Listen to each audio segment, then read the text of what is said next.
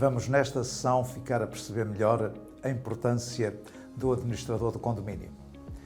O condomínio tem dois órgãos administrativos, a Assembleia de Condóminos e o administrador. O administrador presta um serviço ao condomínio na modalidade de mandato.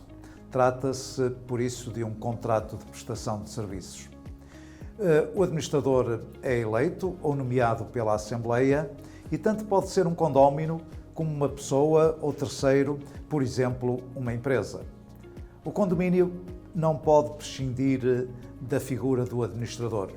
Por isso, caso a Assembleia não o nomeie, ou sendo este nomeado não aceita o exercício do cargo, pode e deve qualquer condómino requerer ao Tribunal a sua nomeação. O cargo de administrador tanto pode ser gratuito como remunerado. Se a Assembleia nomear como administrador um condómino e aprovar que este fica isento do pagamento de qualquer prestação ao condomínio durante o exercício das suas funções, não deixa de ser, na minha modesta opinião, um rendimento que o condómino ofere.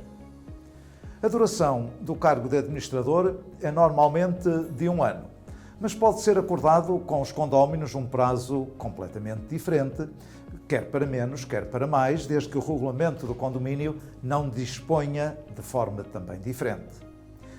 Caso o administrador não cumpra com as suas funções, pode ser exonerado pela Assembleia ou até pelo Tribunal. Sendo a exoneração aprovada em Assembleia, é necessário que fiquem devidamente escritos na ata os fundamentos da exoneração. É que, não havendo fundamento, e sendo o administrador remunerado, este pode vir a pedir ao condomínio os seus honorários até final do mandato, sem prejuízo até de vir a pedir uma indemnização. O administrador deve manter-se em funções até que seja eleito ou nomeado o seu sucessor. No caso de ser exonerado pela Assembleia, esta deve de imediato eleger ou nomear um administrador, mesmo que seja a título provisório. Por outro lado, um administrador que apresenta a sua demissão ou que queira renunciar ao cargo, deverá continuar a assumir as funções até ser substituído. Deverá também fazê-lo com uma antecedência que permita ao condomínio entrar em contacto com outra entidade, uma empresa ou um condómino, para o substituir, sob pena também de incorrer na obrigação de indemnizar. Se a Assembleia não eleger administrador e ninguém estiver interessado em exercer esse cargo, o condomínio pode impor que o condómino cuja fração representa a maior percentagem do prédio exerça provisoriamente essas funções. Se tivermos, por exemplo, mais de uma fração com a mesma percentagem, exercerá as funções, em primeiro lugar, o condómino cuja fração corresponda à primeira letra na ordem alfabética. Imaginemos a fração A, que tem 20 por mil do valor total do prédio, a fração X, que tem 20 por mil, seria, neste caso, a fração A, a primeira a exercer, ou o condómino desta fração, o primeiro a exercer essas funções.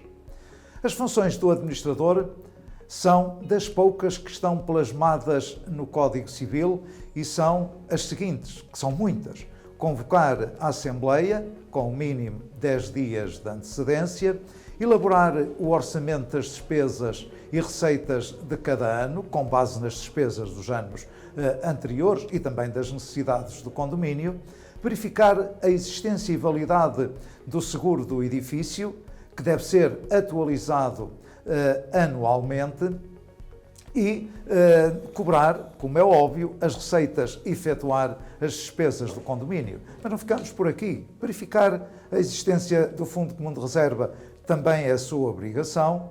Exigir dos condóminos a sua cota-parte nas despesas que tenham sido aprovadas, incluindo os juros de mora e a aplicação das sanções que também tenham sido aprovadas. Não esquecer que as dívidas que prescrevem no prazo de 5 anos. Tem também a obrigação de regular o uso das coisas comuns e a prestação dos serviços de interesse comum, como é o caso da manutenção de elevadores.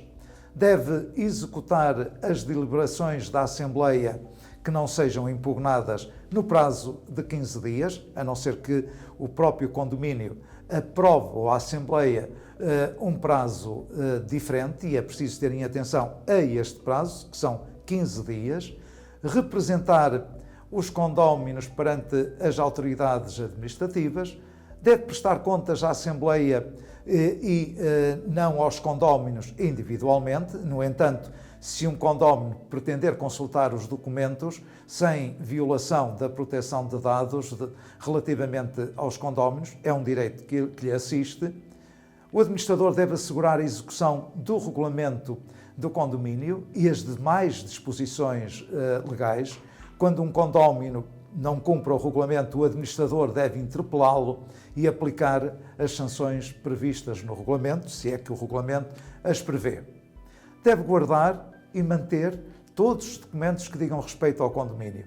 Esta é também uma grande responsabilidade do administrador, porque é o guardião de todos os documentos do condomínio, nomeadamente o título constitutivo da propriedade horizontal, as plantas do edifício, o regulamento, inventário de todos os bens do condomínio, a identificação de todos os condóminos com nome, morada, número fiscal de contribuinte, o livro de atas, a correspondência recebida e emitida e documentos de contabilidade do condomínio, além de orçamentos e outros documentos que sejam endereçados ao respectivo condomínio. Deve também informar os condóminos por escrito ou por correio eletrónico sempre que o condomínio for citado ou notificado no âmbito de qualquer processo e também informar semestralmente se houver um processo e haja algum desenvolvimento nesse processo, como é óbvio. Além disto, é também uma obrigação do administrador, ele tem que emitir obrigatoriamente no prazo de 10 dias a declaração de dívida do condómino sempre que este a solicite, incluindo a declaração para efeitos da alienação da fração.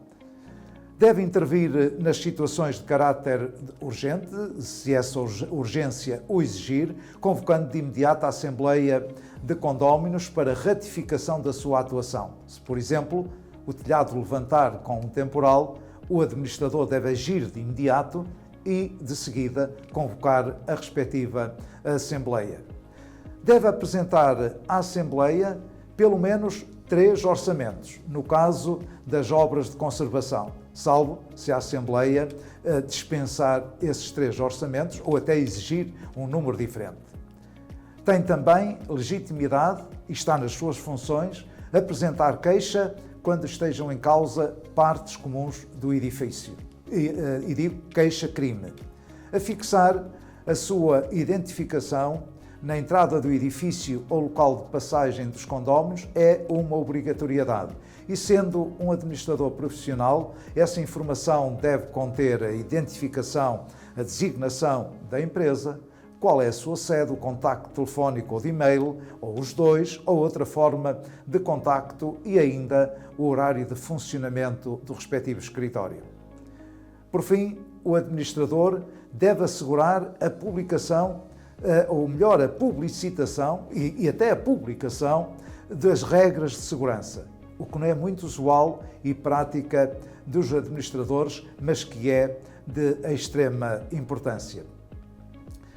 E, embora não seja uma função prevista no Código Civil, mas é uma função, ou melhor, uma obrigatoriedade legal de qualquer empresa de administração de condomínios ter disponível e facultar aos clientes o respectivo livro de reclamações. O administrador que não cumpra as suas funções, incluindo as deliberações da Assembleia de Condóminos, é civilmente responsável pela sua omissão, sem prejuízo de eventual responsabilidade criminal. O condomínio é sempre representado em juízo pelo seu administrador, pelo que este tem legitimidade para instaurar a ação judicial e efetuar uma participação-crime, como já vimos, o que se designa de legitimidade ativa. Mas é também contra ele, enquanto representante do condomínio, que é instaurado qualquer processo. Como sabemos, a Assembleia de Condóminos é convocada pelo administrador ou por condóminos que representem, no mínimo, 25% do valor total do prédio. A única exceção é a possibilidade de um só condómino convocar a Assembleia quando pretenda recorrer de um ato do administrador. Cabe ainda ao administrador ser impulsionador da manutenção e conservação do edifício, contribuindo para a valorização do edifício e, consequentemente, para o património dos condóminos. O administrador deve ser proativo e comunicar muito bem com os respectivos condóminos. O administrador, especialmente sendo profissional, deve não só conhecer o regime jurídico da propriedade horizontal, como também, nomeadamente, o regime do alojamento local, o regime da mobilidade elétrica, a legislação sobre animais em prédios urbanos, o regime da manutenção e inspeção dos elevadores, o Regulamento Geral do Ruído e ainda o regime da segurança contra incêndios em edifícios. Como vemos, o administrador do condomínio é um cargo de enorme responsabilidade e que, na minha modesta opinião, deveria ser mais valorizado pela sociedade e pelas entidades, começando, neste caso, pela regulação da atividade profissional. Até uma próxima sessão e espero que esta vos tenha sido útil.